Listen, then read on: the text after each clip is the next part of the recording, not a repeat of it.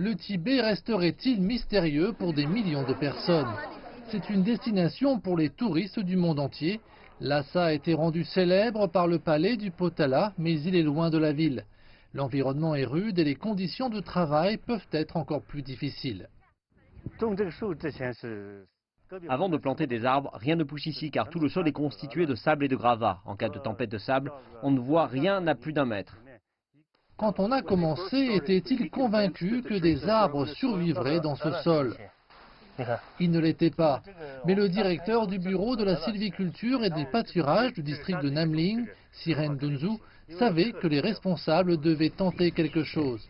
La terre s'envolait. La plupart des Tibétains sont nomades.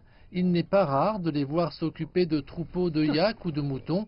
Mais c'est aussi une région pauvre qui avait besoin d'une injection économique solide. Ainsi, en 2014, avec l'aide du gouvernement, cette région a commencé à planter le premier des quelques 2 millions d'arbres. Quand nous avons commencé à planter des arbres, j'avais des doutes. Je me demandais s'ils pousseraient sur ce sol. Elle nous a dit qu'elle s'appelait Baima.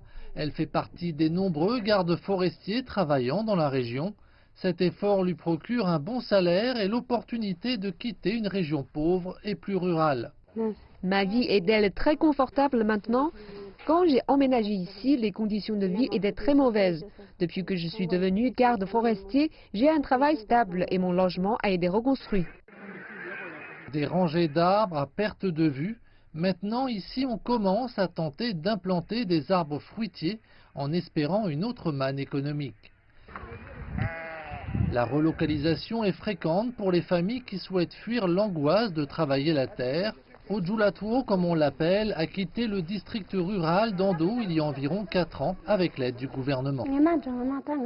Avant la réinstallation, notre famille vivait dans une maison délabrée en torchis avec beaucoup d'enfants et peu de bétail.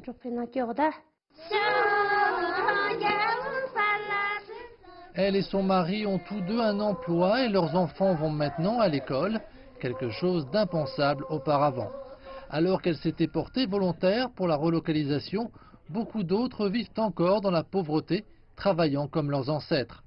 Il reste encore du travail à faire au Tibet, réduire davantage la pauvreté et la dégradation de l'environnement.